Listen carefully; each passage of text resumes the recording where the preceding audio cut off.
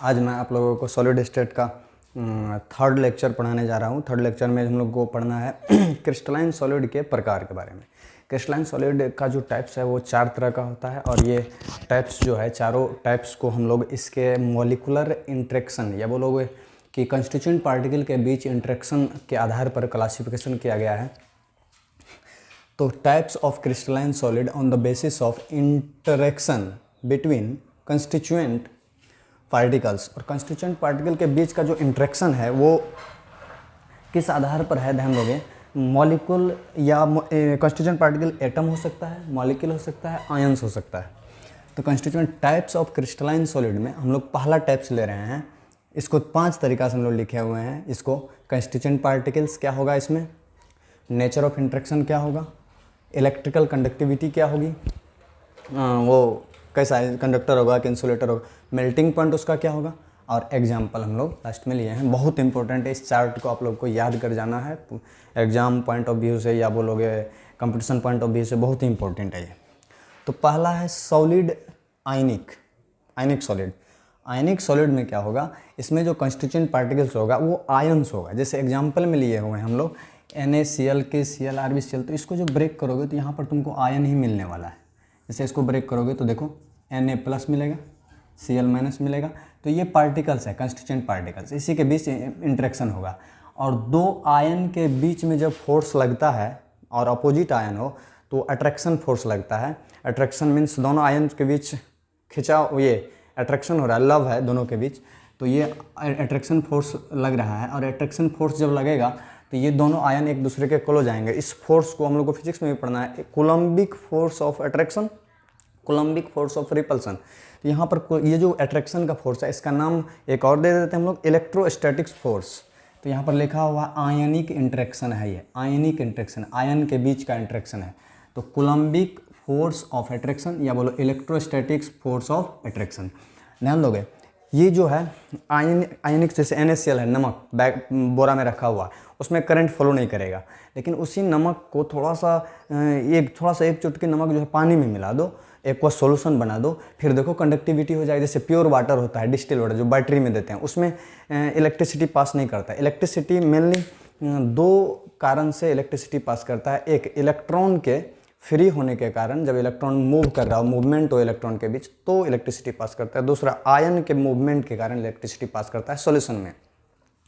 एक बात और जान लें हम लोग कि आयन जो सॉल्यूशन बना हुआ है उसमें अगर टेम्परेचर बढ़ेगा सॉल्यूशन का, तो आयनिक जो इलेक्ट्रोलाइट है वो और ज़्यादा पार्ट्स में टूटेंगे। तो टेम्परेचर बढ़ने से एक्वस सॉल्यूशन का इलेक्ट्रिसिटी या बोलोगे कंडक्टिविटी बढ़ जाता है, कंडक्टिविटी बढ़ जाता है। तो ध्यान दोगे एक बात और कि इंसुलेटर इन सॉलिड स्टेट, ध्यान दोगे ये जो जब मान लो बोरा में रखा हुआ है ये आयनिक सॉलिड, और आयनिक सॉलिड मतलब NaCl, नमक बोरा में रखा हुआ है, उस टाइम में करंट पास नहीं करेगा। लेकिन थोड़ा सा नमक मिला, पानी मिला दो उसमें, तो वो जो है कंडक्टर का काम करने लगेगा। जैसे insulator in solid state but conductor in molten. हाँ, एक और होता है कि मोल्टेन स्टेट होता है कि उसका प्योर अवस्था, जिसमें पानी नहीं मिला हुआ है, NaCl का ही पिघला हुआ अवस्था। और NaCl जब पिघला दोगे, NaCl आयनिक सॉलिड को जो पिघला दोगे उसको बोलते हैं मोल्टेन, प्योर स्टेट को बोलते हैं। और जब वो molten state as well as aqueous solution में ये कंडक्टर की तरह कार्य करेगा आयनिक सॉलिड, अदरवाइज ये कार्य नहीं करेगा, ये अदरवाइज ये इंसुलेटर का काम करेगा, ध्यान देना। मेल्टिंग पॉइंट जो होता है इसका बहुत ज़्यादा तो नहीं माना जाता, लेकिन ज़्यादा होता है मेल्टिंग पॉइंट, पिघलेगा ये कितना, बहुत काफ़ी हाई नहीं होता है, होता है। तो ये सब एग्जांपल हुआ NaCl, KCl, यहाँ पर आयन है K+Cl-, यहाँ Mg++O2-, यहाँ Zn++O2-।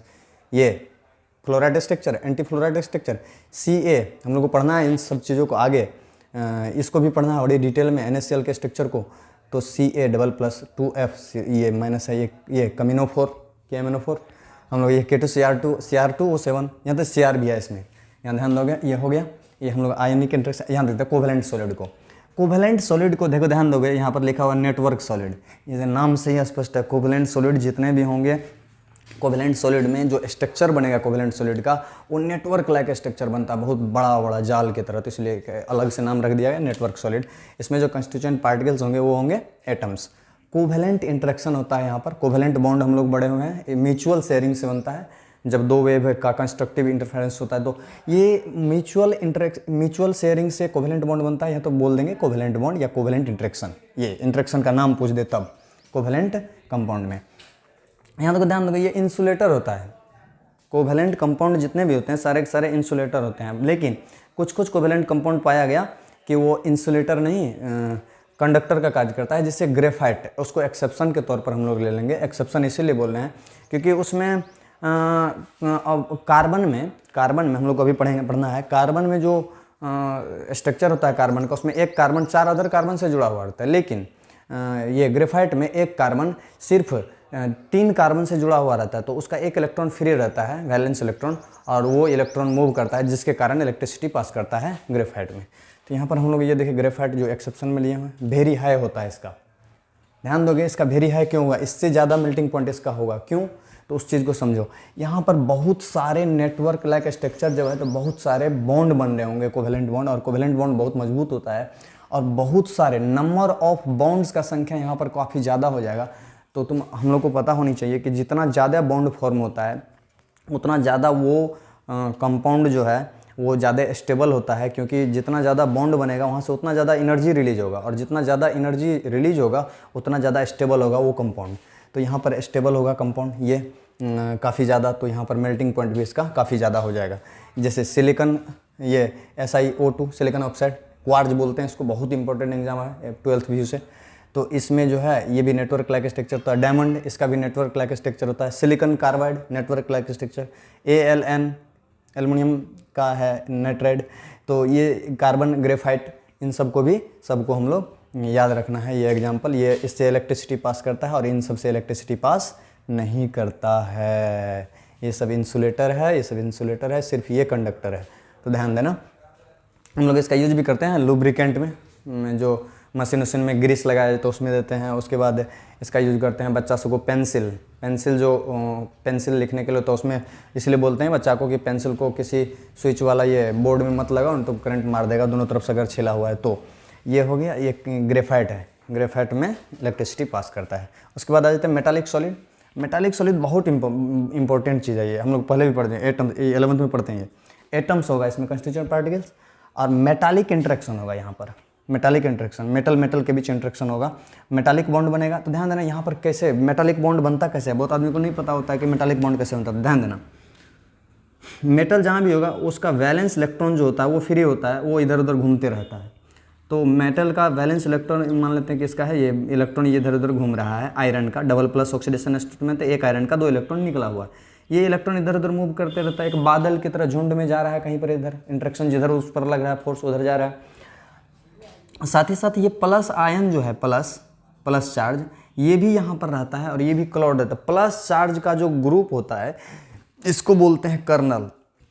प्लस चार्ज और माइनस चार्ज, निगेटिव चार्ज जो होता है, इसको बोलते हैं इलेक्ट्रॉन क्लाउड। इसके बीच, इस कर्नल और इलेक्ट्रॉन के क्लाउड के बीच जो फोर्स लगता है, kernel means positive charge metal ion, और उसके और इलेक्ट्रॉन क्लाउड के बीच जो फोर्स लगता है, इस फोर्स को हम लोग बोलते हैं मेटालिक फोर्स लग रहा है, और मेटालिक बॉन्ड यहाँ पर बन जाता है। तो मेटालिक बॉन्ड यहाँ बनता है। मेटालिक बॉन्ड काफ़ी स्ट्रॉन्ग बॉन्ड होता है। उसके बाद हम लोग इसी में पढ़ना है, जब मेटालिक बॉन्ड टूटता है तो आवाज़ करता है। मेटल क्यों आवाज़ करता है, हीट करते हैं, सोनोरस प्रॉपर्टी, बहुत सारा प्रॉपर्टी है, सब पढ़ना है 10th में।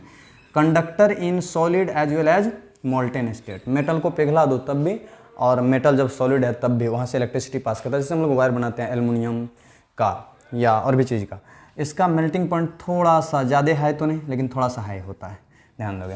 ये हाई था, ये वेरी हाई था।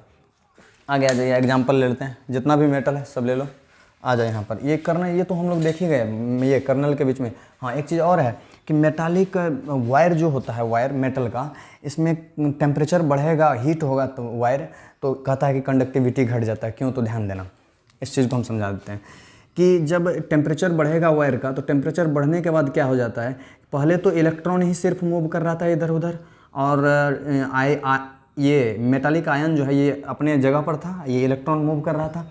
जैसे टेम्परेचर बढ़ेगा तो अब कर्नल भी मूव करना स्टार्ट कर देता है। ध्यान दोगे, कर्नल जो ये ग्रुप है प्लस चार्ज का, ये भी मूव करना स्टार्ट कर देता है इधर उधर। तो जैसे जैसे कर्नल मूव करेगा तो कर्नल के मूव करने के कारण क्या हो जाता है कि इलेक्ट्रॉन जो मूव कर रहा था, इलेक्ट्रिसिटी को लेके जा रहा था, उसके मूवमेंट को बाधित कर देता है। और जैसे ही बाधित होगा मूवमेंट तो इलेक्ट्रॉन का जो स्पीड है वो घट जाएगा, और घटेगा जैसे ही इलेक्ट्रॉन का स्पीड तो कंडक्टिविटी जो धीरे धीरे है घटने लगेगा। इसीलिए बोला जाता है कि टेम्परेचर बढ़ने से वायर का, तार का जो है कंडक्टिविटी घट जाता है। कंडक्टर ये सब तो बता ही दिए। आगे आ जाओ, metallic molecular solid. Molecular solid क्या होता है? मॉलिक्यूल्स होंगे इसमें, मॉलिक्यूल्स होंगे, मोलिकुलर इंट्रैक्शन होगा यहाँ पर। हाइड्रोजन बॉन्डिंग, मोलिकुलर इंट्रैक्शन बहुत तरह का होता है। जैसे हम लोग यहाँ पर लिए हैं कुछ hydrogen bonding, dipole dipole interaction, non polar molecule के पोलर इंट्रैक्शन होगा, नॉन पोलर इंट्रैक्शन होगा। ध्यान दोगे, नॉन पोलर मॉलिक्यूल के बीच जो इंट्रैक्शन होता है उसको बोलते हैं डिस्पर्सन फोर्स। और इसको एक और नाम दिया गया, लंदन नाम के साइंटिस्ट इसको स्टडी किए हुए थे तो उसके नाम पर रखा गया लंदन फोर्स। तो डिस्पर्सन फोर्स जो है लगेगा, या लंदन फोर्स लगेगा नॉन पोलर मॉलिक्यूल में, नॉन पोलर के बीच। और डायपोल डायपोल इंट्रैक्शन मतलब ये पोलर मॉलिक्यूल के बीच लगेगा। और हाइड्रोजन बॉन्डिंग जो है ये होगा इसमें। तो इंसुलेटर है, इंसुलेटर में ये इंसुलेटर का काम करेगा। ध्यान दोगे, इसका जो मेल्टिंग पॉइंट होगा लो होगा, जहाँ पर हाइड्रोजन बॉन्डिंग होगा, और डायपोल डायपोल से यहाँ भी लो होगा। और यहाँ पर नॉन पोलर मॉलिक्यूल के बीच जो होगा वो वेरी लो होगा, क्योंकि यहाँ पर इंट्रैक्शन बिल्कुल ही कमज़ोर फोर्स लगता है, कमज़ोर फोर्स लगता है जल्दी पिघल जाएगा। यहाँ पर थोड़ा सा मजबूत फोर्स लगेगा, नॉन पोलर तो यहाँ पर थोड़ा ज़्यादा मजबूत फोर्स है, यहाँ पर और भी ज़्यादा मजबूत है, लो इस तरीके से लिया गया। यहाँ हाइड्रोजन बॉन्डिंग होगा, हाइड्रोजन बॉन्डिंग ये जो है देखोगे यहाँ पर डायपोल डायपोल इंट्रैक्शन को हम थोड़ा इसको मिटा दें। HCl इलेक्ट्रोनिगेटिविटी में अंतर है, इसका 2.1, इसका 3.0, 2.1, 3.0। तो यहाँ डेल्टा माइनस चार्ज आएगा, इसके ऊपर डेल्टा प्लस आएगा। ये डेल्टा माइनस स्लाइटली, क्योंकि पूरा पूरा बॉन्ड टूटने रहा, कोवेलेंट बॉन्ड है, ये प्लस आ जाएगा। तो इस तरीक़ा से ये जो है दोनों मॉलिक्यूल के बीच, आयंस के बीच इंट्रैक्शन होगा। इसको बोलते हैं, ये नेगेटिव और ये पॉजिटिव के बीच दो पोल डेवलप हुआ है, इसके बीच जो फोर्स लगेगा इसको बोलते हैं डीपी इंट्रैक्शन। इसके बाद आ जाओ यहाँ पर, ये तो बता दी, यहाँ हाइड्रोजन बॉन्डिंग होता है H2O। एक H2O खुद का जो हाइड्रोजन बॉन्ड होता है वो 2 होता है, इधर जैसे ये इसके साथ लगा लिया हाइड्रोजन बॉन्ड, एक इसके साथ लगा लिया। और टोटल हाइड्रोजन बॉन्ड पूछा जाए H2O में, ये आइस है, बर्फ़ का टुकड़ा, बर्फ़ में पूछा जाए कि एक H2O कितना हाइड्रोजन बॉन्ड फॉर्म करता है, तो एक H2O जो है टोटल 4 हाइड्रोजन बॉन्ड फॉर्म करेगा। लेकिन खुद का 2 ही होगा, खुद का 2 ही होगा, खुद का हाइड्रोजन बॉन्ड 2 होगा, क्योंकि इधर से ये खुद के हाइड्रोजन के साथ है, और टोटल होगा 4। तो इस तरीक़ा से ये टेट्राहेड्रली जुड़ा हुआ रहता है बर्फ़ में, ये टेट्राहेड्रली जुड़ा हुआ रहता है। तो ये बर्फ़ के स्ट्रक्चर के बाद यहाँ पर हाइड्रोजन बॉन्डिंग वाला इंट्रैक्शन है, यहाँ पर dipole delta minus delta plus के बीच जो इंट्रैक्शन है इसको बोलते हैं डीपी इंट्रैक्शन। यहाँ पर ध्यान दोगे, ये नॉन पोलर मॉलिक्यूल में कैसे इंट्रैक्शन होता है, तो इसको मिटा दें हम। नॉन पोलर मॉलिक्यूल जो होता है, जैसे ये है H, ये कैसे इंट्रैक्शन होता है, इसमें इंट्रैक्शन हुआ कैसे, तो ध्यान दोगे, इसको भी समझ सकते हो। ये नॉन पोलर है, ये भी नॉन पोलर है, क्योंकि दोनों का इलेक्ट्रोनेगेटिविटी सेम है। तो ना ही डेल्टा माइनस कहीं, ना ही डेल्टा प्लस कहीं। तो यहाँ ध्यान दोगे, आर्गन है, इसको समझा देते हैं। आर्गन है, इसके बीच कैसे फोर्स लगता है, ध्यान देना। ये भी नॉन पोलर, इसको चार्ज नहीं, इस पर कोई चार्ज नहीं, तो इसके इलेक्ट्रॉन को इसके न्यूक्लियस का फोर्स लगता है, ये इसको आकर्षित करता है। जैसे ही आकर्षित करेगा तो ये इलेक्ट्रॉन का जो क्लाउड है इसका, ये इलेक्ट्रॉन क्लाउड इधर की तरफ चल जाएगा, इधर की तरफ जाएगा तो इधर आएगा प्लस, इधर आएगा माइनस, इधर आएगा, इधर ये खींच रहा था तो इधर माइनस, इधर प्लस, इधर माइनस, इस तरीक़ा से इंट्रैक्शन स्टार्ट हो जाता है नॉन पोलर मॉलिक्यूल में। न्यूक्लियस का फोर्स लगता है इलेक्ट्रॉन पर। इसमें भी कोवेलेंट बॉन्ड बनता है और इसमें भी कोवेलेंट बॉन्ड बनता है। तो अंतर क्या है दोनों में, इसको क्यों नहीं कोवेलेंट सॉलिड कहा गया, तो ध्यान दोगे, यहाँ पर नेटवर्क लाइक स्ट्रक्चर नहीं फॉर्म होता है, यहाँ पर नेटवर्क लाइक स्ट्रक्चर फॉर्म होता है। तो इसको अलग तरीक़ा से अलग कर दिया गया, क्योंकि ये ज़्यादा स्टेबल होता है इनके तुलना में, वहाँ पर काफ़ी ज़्यादा बॉन्ड फॉर्म होता है, यहाँ पर नहीं होता उतना बॉन्ड फॉर्म। तो ये C डबल बॉन्ड O, ये नॉन पोलर है, यहाँ इधर जितना फोर्स इधर लग रहा है उतना ही फोर्स इधर लग रहा है। नॉन पोलर डायपोल मोमेंट 0 होता है कार्बन डाइऑक्साइड में। उसके बाद CCl4 है। CCl4 में भी तुम देख सकते हो ये टोटल नेट फोर्स कैंसिल होगा, इसका नेट फोर्स ये आ जाएगा, नेट फोर्स यहाँ कैंसिल होगा, म्यू इक्वल्स टू 0 यहाँ पर भी। इस तरीक़ा से हम एक चीज़ और समझ लें, डायमंड का स्ट्रक्चर और ग्रेफाइट का, डायमंड और ग्रेफाइट का यहाँ से भी क्वेश्चन पूछा जाता है। डायमंड में ध्यान दोगे एक कार्बन जो है डायमंड में एक कार्बन जो है 4 अदर कार्बन से लिंक रहता है, जिसके कारण इसका कोई भी वैलेंस इलेक्ट्रॉन फ्री नहीं होता, और वैलेंस इलेक्ट्रॉन फ्री नहीं होगा ना ही आयन्स है ये टूटेंगे ही नहीं, बहुत ज़्यादा मेल्टिंग पॉइंट होता है।